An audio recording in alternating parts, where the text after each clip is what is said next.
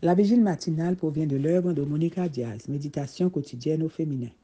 La méditation de ce matin, aujourd'hui 6 août 2024, est tirée de Matthieu 6, verset 14. Si vous pardonnez aux hommes leurs fautes, votre Père céleste vous pardonnera aussi. De l'égocentrisme à l'autre-centrisme, principe 4 à 6. Parlons aujourd'hui de 3 autres principes bibliques qui nous aident à construire des liens d'unité plutôt que des murs de séparation.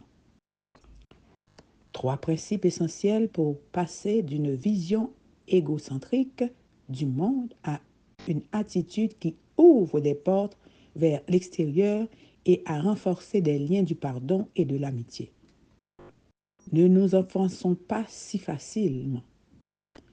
Les gens agissent comme ils le font, non pas à cause de vous, mais à cause de leur propre réalité. Chacun suit son propre chemin pour se libérer de l'égoïsme et vous ne pouvez pas accélérer ce processus. Lorsque quelqu'un vous dit quelque chose d'offensant, ne laissez pas votre droit à l'indignation prendre le dessus. Pourquoi est-il si important d'éviter cela? Éphésiens 4, versets 26 et 27 nous aident à comprendre. Si vous vous mettez en colère, ne péchez pas. Que le soleil ne se couche pas sur votre irritation. Ne donnez pas accès au diable. Le mot traduit par accès est topo, qui signifie territoire. Lorsque nous laissons la colère durer plus longtemps qu'elle ne devait, nous donnons au diable un territoire dans notre caractère qui lui permettra de générer davantage de faiblesse. Rappelez-vous que vous ne vous définissez pas par ce que quelqu'un d'autre dit de vous. Votre valeur est définie par Dieu qui vous a créé à son image et vous a racheté. Ne vous prenez pas non plus trop au sérieux. Ne deviens pas juste à l'accès et ne te montre pas trop sage. Pourquoi te ruineras-tu? Ecclésiaste 7, verset 16. Demandons à Dieu de nous apprendre à pardonner. Si vous pardonnez aux hommes leurs fautes, votre Père céleste vous pardonnera aussi. Mais si vous ne pardonnez pas aux hommes, votre Père ne vous pardonnera pas non plus vos fautes.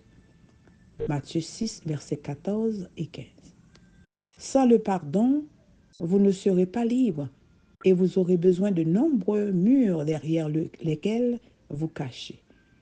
Faites donc du pardon un mode de vie. Le pardon n'est pas une excuse ou un oubli. En fait, c'est précisément ce qui est inexcusable et ce que nous ne pouvons pas oublier qui exige le pardon. Pardonner, c'est abandonner tout mécanisme de défense ou d'attaque, tout désir de vengeance, toute tendance à présupposer ce qui ne va pas chez l'autre. C'est ne pas permettre à la blessure de tout conditionner. Concentrez-vous sur votre propre changement et non sur celui des autres.